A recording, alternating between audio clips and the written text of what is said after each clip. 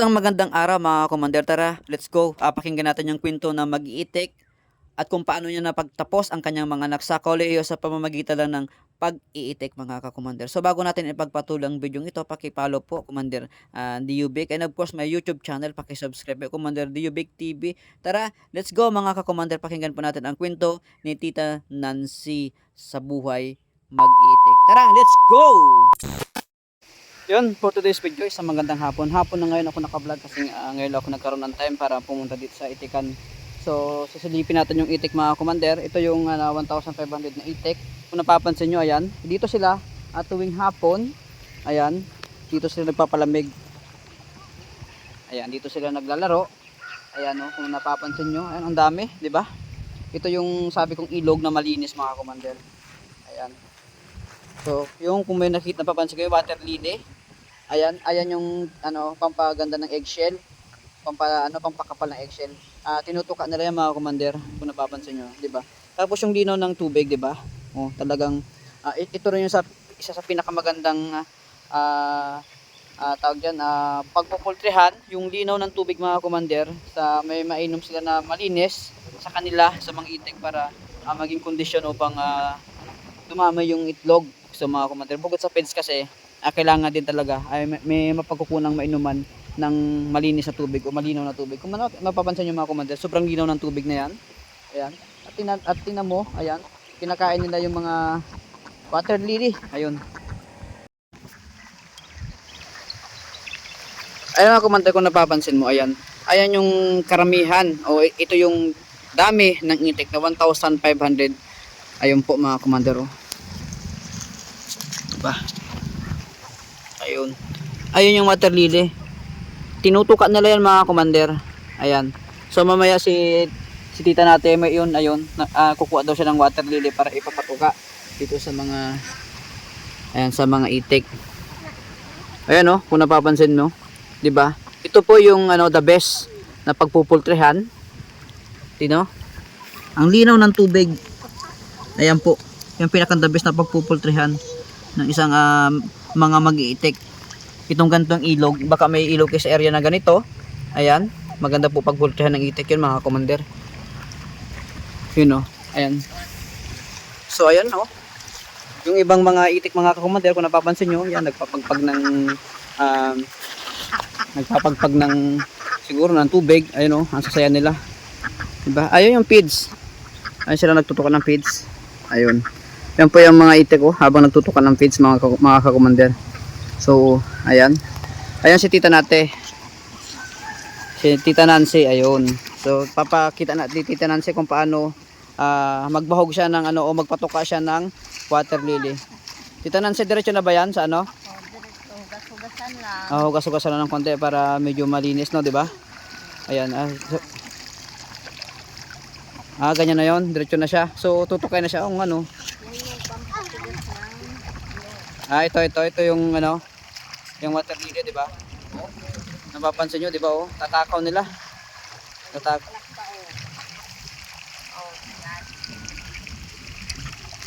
Ayan mga commander. Yan yung sinasabi kong isang nutrients ng kahalaga ng isang water lily sa pag-alaga ng itik o sa pagpupultir ng itik, pampatigas ng pampakapal ng eggshell mga ka-commander. Oh, nag-aagawan sila doon sa water lily. Mapapansin nyo. Ubos yan mga ka-commander mamaya.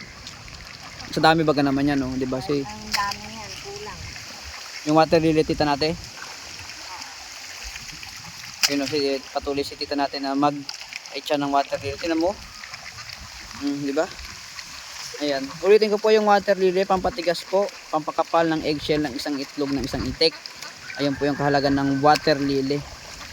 Ayan mga commander, oh, patuloy na si tita natin. Tita natin, ano po? Hello guys. Hello guys. Afternoon. Yun. Si tita natin nag-intindi ngayon ng itik kasi wala silang tao ngayon at ito po yung nanay ng may-ari. Ayun. Si tita natin. So, tita natin, okay pa rin ba ang itlog? Okay naman. Maganda-ganda din. Maganda-ganda naman ang itlog.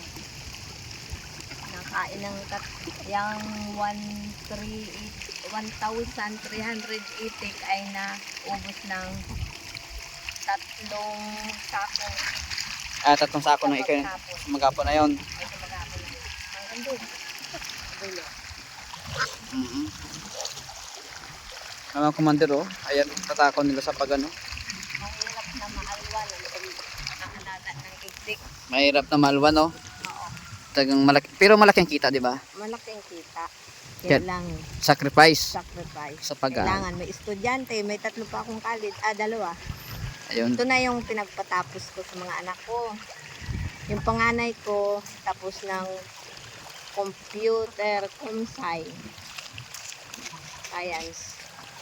Tapos yung pangalawa ko naman ay pulis na. Yung patatlo ay teacher. Graduate rin ng teacher. Bago may 2 pa akong college. Ayun. Yan yung hanap buhay namin. So ito daw mga commander, si tita natin kasi hindi lang ito yung itikan nila sa buong pamilya. May 3 pangkat ng itikan ito. Isang Ito ay yung dun sa anak kong ano, pulis. wag na sabihin pulis, baka sabihin tayo mayabang. Ayan. Gala mo. Ano lang, sa anak kong lalaki. Ayun. Ito, tapos yung isa naman, yung anak kong babae, meron din 1, 2. Tapos yung sa mister ko naman, yung sa amin, ay nasa 1,000. Ayan. Bali, ang itik daw nila nasa 30, isang 1, 2, 1, 3 at 1,000. So bali, yun po lahat yung mga itik nila. So si tita natin nakapagtapos ng pag-aaral ang kanyang 3 anak sa pamamagitan ng pag-iitik. Tama tita natin, no? Tapos mayroon pang college na 2. So dito rin nila Graduating na rin yung ngayon.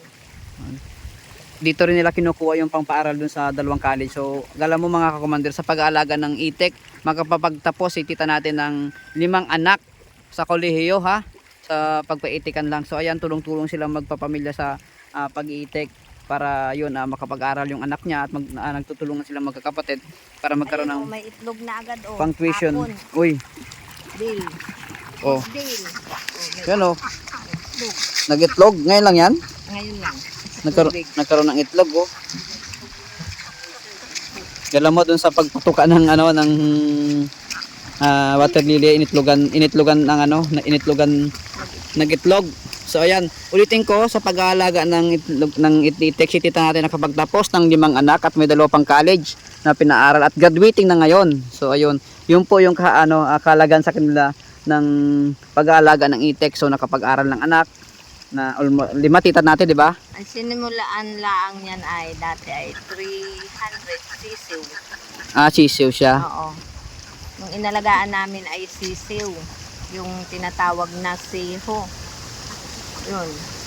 Bali, 6 months namin inalagaan. Tapos, nang makapitong buwan, pinalpasan sa tubigan, sa palayan. Ayun. Hanggang sa lumaki na.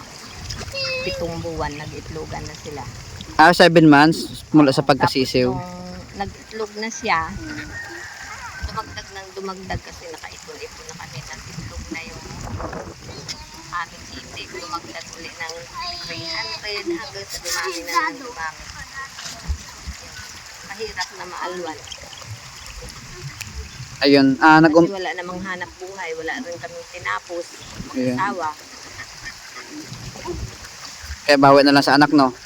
Bawi na lang. 5 anak na pinagka-college nila tita natin, yung 2 ay 3 tapos na, yung 2 ay graduating na ngayon. So ayan mga commander, so dito pa sa pag-iitikan, sa pag-iitik industry, kung sino po yung gustong magnegosyo, ha, ang sabi ni tita natin, 300 lang po ang pinagsimulan ng itik nila simula nung una, at yun po ang nakapagtapos ng pag-aaral ng kanilang mga 3 anak graduate na, tapos may 2 pang anak na graduating ngayong taon. Sa pag-iitikan lang po nila nakuha yung pagtutustos sa mga college student nila na mga anak, mga kakomander. Kung mapapansin nyo, di ba, ayan po. Sa lahat po ng gusto magnegosyo ng itik, hanap po kayo ng pwesto na katulad nito. Ayan, maganda yung, kung gusto nyo mag-poultry, pwede po magsapalayan. Ayan, pwede kayong pumunta kung marami kayong malapad ng palayan sa inyong lugar. After nito, anihan, ilalabas na yan sila. Hindi mo naman pwedeng, halimbawa, siyempre naka-poultry yan, hindi sabihin, pag ilalabas, may anihan na, halimbawa ilalabas mo siya, hindi naman pwedeng hindi mo sila patutukain ng feeds, kailangan may suporta ka pa rin feeds. Kasi manghihina yan sila dahil naka-poultry. Ayun. So, ito daw, pag dinala daw sa palayan ito, kailangan kahit sa palayan may suporta ring feeds na patuka. Sa hapon, tita natin.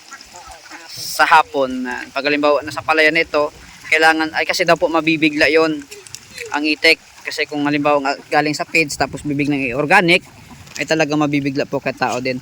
Ayun mga commander, hanggang dito na lang po yung ano ko, ayun, nakakwento natin si tita Ano pa natin. rin yan? Na vitamins pa rin. Na vitamins din. Hindi pa rin ng vitamins. Bali na vitamins pa rin yan. So ayan, feeds, vitamins at water lily para gumanda yung at dumami yung itlog. So ayan mga commander, ayan, ulitin ko po, galing sa 300 hanggang sa naging 3,000 mahigit na po ang itik nila tita natin. Nakapagtapos, kaya po nila, nakapagtapos po sila ng anak na tatlo, kumsay, teacher at tawag yan, police, diba tita natin, no? Tapos may dalawa pang graduating na teacher at business ad, diba? Business ad na ano, yun po yung mga anak ni tita natin nakapagtapos dahil sa pag-aalaga ng itik mga kakommander. So Dahil ako, ang tinapos ko, grade 6 lang. Hindi ako nakatapos ng first year dahil tumigil na. ayun, Maagang na in love. yun. Tapos yung mister ko din, bata pa rin. Wala ring tinapos, grade 6 lang. Ayun. Tulungan kaming dalawa. Ayun, so narinig yung kwento ni tita natin tungkol sa pag-aalaga ng itik at nakapagtapos siya ng mga anak niya sa pag-aral sa kolehiyo. Ayun mga commander, sa gustong magnegosyo ng itik, ayun po yung isang inspirasyon nyo. Si tita natin kaya magpatapos. Wala naman silang konkretong hanap buhay pero kaya magpatapos ng mga estudyante sa kolehiyo kahit na hindi po sila nakapagtapos ng pag-aaral. At dito lang po sa pag-iitik kinuha yung kanilang pinantutusto sa pag-aaral sa kanilang mga anak. Lagi ding ano kay God. Laging prayer. Prayer. Mahalaga kasi yung prayer Yun. sa buhay natin. Dahil pag wala ka namang Panginoon, wala rin. Kahit Ayun. anong negosyo mo. Kung Tama, wala ka tama. sa Panginoon ay wala rin. Tama. Tagang God talaga At ang... saka ang mahalaga, ang pinakamahalaga sa akin, no, yung hindi ka madamot sa kapwa mo. Ayun. Talagang marunong ka rin talaga. Marunong ka rin Makisama. magbigay. Ayun. So, ayun. Kasi doble-doble ang balik sa iyo. Ayun, yun yung sikreto ni tita natin kaya dumami yung kanilang itik. Ayun. So mga commander, hanggang dito na lang yung pag-content ko ngayong oras na ito. Ayan, ito yung itikan. Nandito tayo sa ilog. Si tita natin, nakita nyo yung, narinig nyo yung kwento ni tita natin tungkol sa pag-alaga ng itik hanggang sa nakatapos yung kanilang mga anak sa pag-aral sa kolehiyo. At kung ilang piraso yung sinimulan ng itik nito. So hanggang dito na lang mga commander, maraming salamat sa inyong support at sana po patuloy yung support. Please subscribe my YouTube channel Commander D. Ubic TV at aking Facebook Commander D. Ubic at yung Facebook page ko Commander Bic TV, and of course ang may TikTok ko Commander Landong Bato +27. Ayun, so hanggang dito na lang mga commander.